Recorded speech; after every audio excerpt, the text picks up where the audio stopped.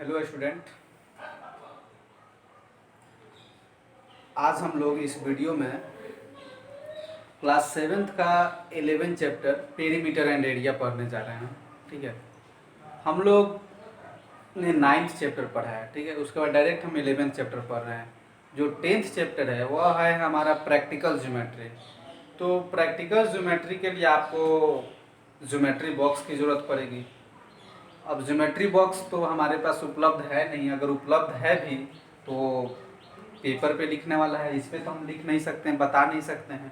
ठीक है, उसको आप लोग क्लास में आपको बताया जाएगा। ठीक है, प्रैक्टिकल ज्योमेट्री वाला जो क्लास होगा वो आपका क्लास में, अगर आई होप अगस्त तक क्लास खुल जाए तो हम लोग उसमें चैप्टर जो 10 है प्रैक्टिकल ज्योमेट्री उसको हम लोग पढ़ेंगे। ठीक है, अभी हम लोग फिलहाल पेरीमीटर एंड एरिया जो चैप्टर है वह 11 उसको पढ़ रहे हैं। ठीक है, तो पेरीमीटर और एरिया, तो पेरीमीटर और एरिया फाइंड करने के लिए हम लोग किसका पेरीमीटर फाइंड करेंगे और किसका एरिया फाइंड करेंगे। ठीक है, तो हम लोग को 7th क्लास में जो पेरीमीटर और एरिया पढ़ना है वह पढ़ना है स्क्वायर और रेक्टेंगल का।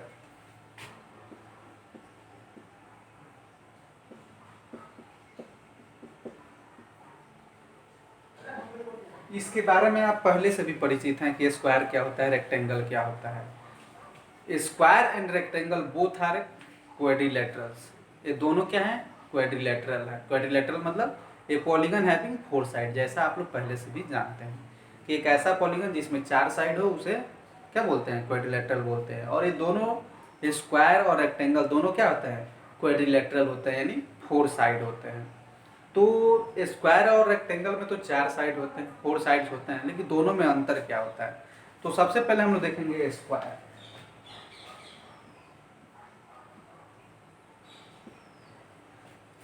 Square is a quadrilateral having all sides are equal. Square एक ऐसा क्वाड्रिलेटरल है जिसके चारों साइड, 4 साइड क्या हो? इक्वल हो।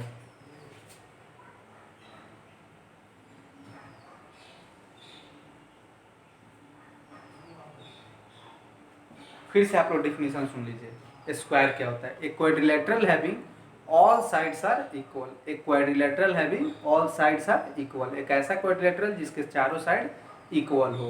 And all angles are 90 degree, और जितने भी एंगल होते हैं वो 90 डिग्री होते हैं। 4 एंगल होते हैं स्क्वायर में, 4 साइड होता है और 4 एंगल होता है, और चारों एंगल इक्वल होता है और 90 डिग्री होता है। ठीक है, ये हो गया स्क्वायर। अब इसके पेरीमीटर के बारे में हम लोग थोड़ा जान लेते हैं, इसके स्क्वायर के पेरीमीटर और एरिया के बारे में जान लेते हैं। तो पेरीमीटर आप लोग पिछले कक्षा में पढ़े होंगे, आप लोग ट्रायंगल के पेरीमीटर के बारे में पढ़े होंगे। पेरीमीटर मतलब क्या होता है? Total length of boundary. Perimeter का मतलब होता है बाउंड्री। पेरीमीटर का मतलब होता है टोटल लेंथ ऑफ बाउंड्री, यानी कोई भी ज्योमेट्रिकल फिगर है, एक ज्योमेट्रिकल फिगर है, उस ज्योमेट्रिकल फिगर के जो बाउंड्री होता है, बाउंड्री समझते हैं ना, जो 4 दीवारी होता है, उस 4 दीवारी का टोटल जो लेंथ होता है वो क्या कहलाता है? पेरीमीटर कहलाता है। जैसे मान लीजिए कि आप फील्ड में जाते हैं, फील्ड के चारों तरफ, फील्ड जो होता है वो सर्कुलर होता है फील्ड, तो उस सर्कुलर फील्ड के चारों तरफ का जो एरिया होता है, सॉरी एरिया बोल रहे हैं, जो लेंथ होता है, जैसे आप दौड़ना शुरू किए और एक चक्कर मार के, एक चक्कर आप लगाते हैं और फिर उसी जगह पर पहुंच जाते हैं जहां से आपने चलना शुरू किया, तो ये जो लेंथ कहलाता है वो क्या कहलाता है? पेरीमीटर कहलाता है। ठीक है, तो सर्कल है तो सर्कुलर है तो उसको सर्कमफ्रेंस बोलेंगे, अगर वो रेक्टेंगल और स्क्वायर रहेगा तो पेरीमीटर बोलेंगे। ठीक है, तो यह स्क्वायर है, आपको फिगर दिख रहा है स्क्वायर है। इसमें हमने यहाँ से चलना शुरू किया और चलते चलते इसका साइड लिख लीजिए आप, इसका नाम है ए बी साइड है, ये दूसरा जो साइड है वो बी सी है, तीसरा सी डी और चौथा ए डी है। तो हमने बताया है कि सम ऑफ ऑल साइड्स, यानी A B plus B C plus इस A D plus C D, 4 side है। और जैसा कि आपको पता है ये स्क्वायर में चारों साइड क्या होते हैं? इक्वल हैं, यानी अगर यह फोर्स है तो ये भी 4 सेंटीमीटर, ये भी 4, ये भी 4, ये भी 4। अगर यह ए सेंटीमीटर है, मान लीजिए यहाँ से यहाँ का लेंथ ए सेंटीमीटर है, तो ए भी तो ए होगा ना, तो ए भी ए होगा, ए भी ए होगा, तो ए प्लस ए प्लस ए प्लस ए। अब इसको ऐड कीजिएगा तो कितना आ जाएगा 4a। ठीक है, इसीलिए हम लोग बोलते हैं perimeter of square equal to 4 × a। 4 × a, ये जहाँ पे क्या है साइड है, लेंथ ऑफ साइड, यानी 4 × लेंथ ऑफ साइड, यानी चारों साइड को हमने ऐड कर दिया है। ये चार जब चारों बराबर है तो उसको एक साइड को 4 से मल्टीप्लाई कर देंगे। ठीक है, तो ये क्या निकल जाएगा, पेरीमीटर निकल जाएगा।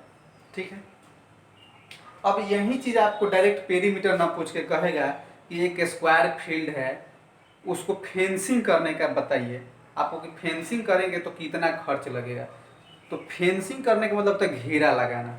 ठीक है, जैसे मान लीजिए कि यह एक टेबल रहता है, इस टेबल के चारों तरफ फेंसिंग करना है। फेंसिंग करना मतलब घेरना है, इसको किसी चीज़ से घेरना है, थ्रेड से घेरना है, वायर से घेरना है। तो मान लीजिए कि एक बार घेरना है तो कितना बड़ा रस्सी चाहिए, उसको घेरने के लिए कितना बड़ा वायर की जरूरत होगी। तो जितना पेरीमीटर एक बार घेरने के लिए जितना पेरीमीटर होता है उतना ही बड़ा रस्सी लगता है ना जी, क्योंकि इसके बाउंड्री से ही ना घेरेंगे हम लोग, ऐसे ही ना। ठीक है, तो ये क्या हो जाएगा, इसका पेरीमीटर हो जाएगा, जो उसका फेंसिंग होगा वह उसका पेरीमीटर हो जाएगा। तो फेंसिंग करने में कितना धागा लगेगा, तो जितना उसका पेरीमीटर होगा। समझ में आ रहा होगा शायद। ठीक है, तो उसमें पूछेगा आपको कि वायर का कॉस्ट दे देगा कि 5 रुपया, 5 रुपीज़ पर मीटर, 1 मीटर का खर्च 5 रुपया है। तो भैया पहले निकाल तो लीजिए कि टोटल कितना मीटर है। तो टोटल मीटर में हम लोग निकाल लेंगे और उसको 5 से मल्टीप्लाई कर देंगे, क्योंकि 1 मीटर का खर्च 5 रुपया है। अगर 50 मीटर होगा तो 50 × 5, सिंपल सा है।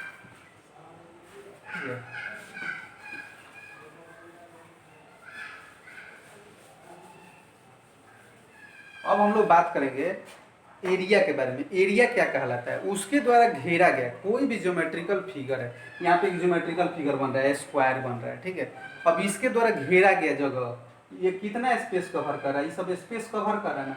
तो इसके द्वारा कवर किया गया जो स्पेस है, ऑक्युपाइज स्पेस है, वही इसका एरिया कहलाता है।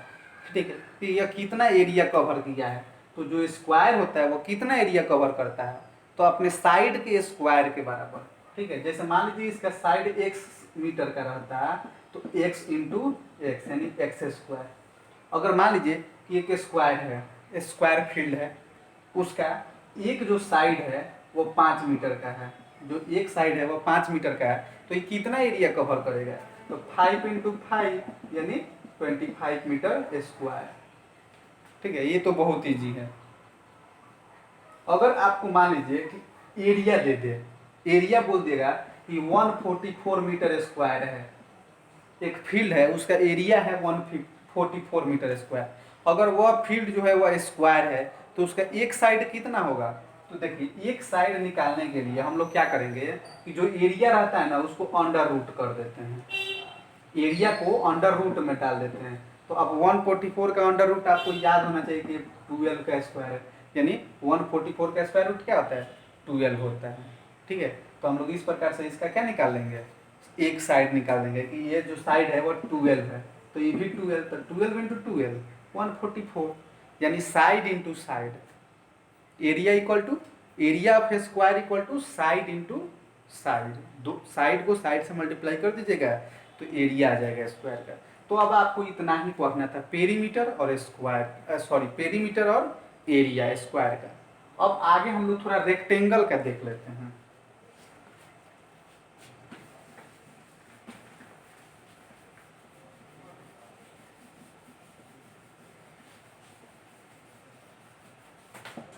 अब हम लोग जानते हैं कि रेक्टेंगल क्या होता है, तो हमने बताया है कि रेक्टेंगल भी एक क्या होता है, क्वाड्रिलेटरल होता है। लेकिन ये कैसा क्वाड्रिलेटरल होता है, स्क्वायर तो एक ऐसा क्वाड्रिलेटरल होता है जिसमें चारों साइड इक्वल होता है, लेकिन रेक्टेंगल कैसा क्वाड्रिलेटरल होता है, तो एक quadrilateral having only opposite sides are equal and all angles are 90 degree. ये भी बात याद रखना है। रेक्टेंगल एक ऐसा क्वाड्रिलेटरल होता है जिसमें all angles are 90 degree and opposite sides are equal, केवल अपोजिट साइड इक्वल होने चाहिए और सारे एंगल भी 90 डिग्री होने चाहिए।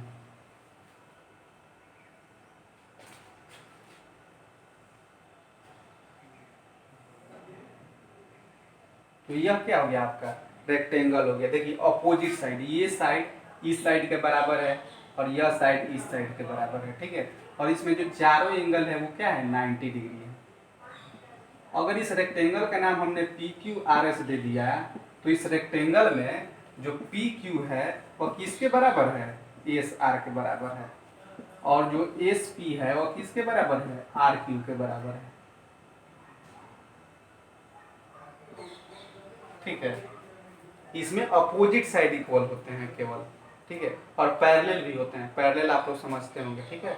पैरेलल का मतलब जो कभी जाके मिले नहीं, ठीक है, पैरेलल भी होते हैं। तो अभी हम लोग मेंसुरेशन पढ़ रहे हैं, हम लोग अभी कंस्ट्रक्शन पढ़ नहीं रहे हैं कि हमको पैरेलल की जरूरत है, ठीक है। अभी इतना ही हम लोग जानेंगे कि ये क्या है, अपोजिट साइड इक्वल है और ऑल एंगल्स 90 डिग्री होता है।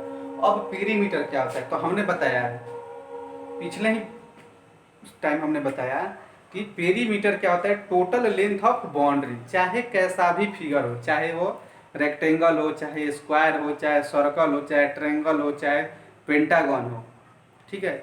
और चाहे आप रोम्बस ले लीजिए, चाहे पैरेललोग्राम ले लीजिए, चाहे काइट ले लीजिए, total length of boundary, total length of boundary. तो इसका भी लेंथ ऐड कीजिए ना, तो टोटल अगर हमको निकालना है कि क्या चाहिए इसका पेरीमीटर, तो यानी P Q plus R Q plus R S plus S P, यानी चारों साइड को ऐड कर देंगे तो क्या मिल जाएगा, क्या मिल जाएगा, इसका पेरीमीटर मिल जाएगा।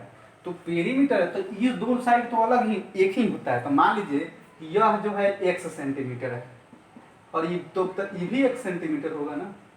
अगर ये y सेंटीमीटर है तो ये भी y सेंटीमीटर होगा।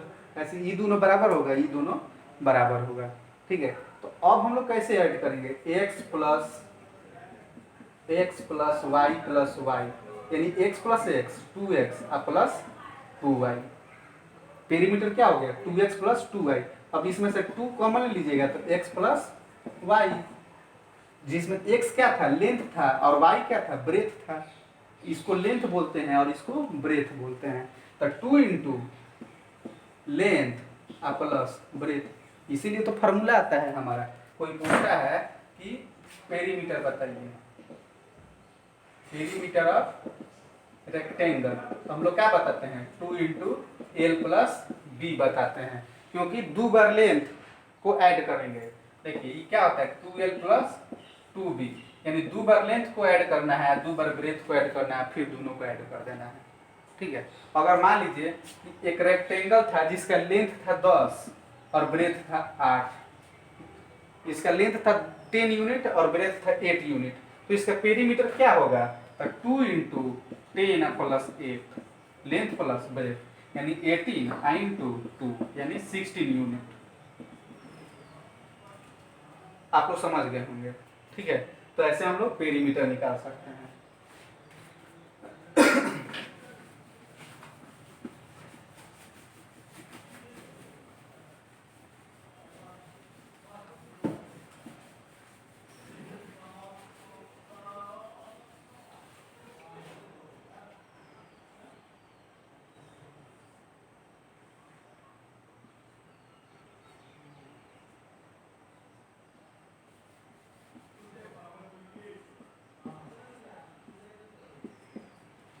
चलिए अगर हमसे पूछा जाए इसका एरिया बताइए, तो एरिया क्या होता है, तो space occupied by this figure, जो स्पेस इसके द्वारा ऑक्युपाई किया गया वही इसका क्या है एरिया है। तो एरिया का फॉर्मूला क्या है, एरिया कैसे निकाला जाता है, तो area of a rectangle equal to length into breadth, यानी अगर इसका लेंथ है ए बी सेंटीमीटर, मान लीजिए कि यह अभी जो है वो x सेंटीमीटर का है और ये y सेंटीमीटर का है, तो क्या हो जाएगा x इंटू वाई यानी xy सेंटीमीटर स्क्वायर।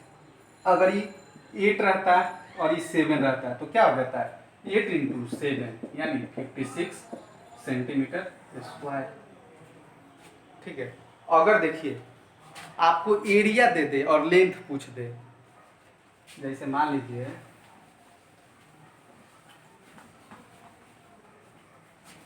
दे दिया कि एक रेक्टेंगल है, एक रेक्टेंगुलर फील्ड है जिसका एरिया जो है वो 120 सेंटीमीटर स्क्वायर है।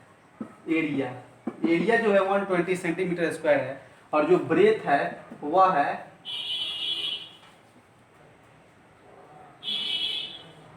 8 सेंटीमीटर स्क्वायर मान लीजिए, इसका जो ब्रेथ है वो 8 सेंटीमीटर स्क्वायर है, तो लेंथ कितना होगा?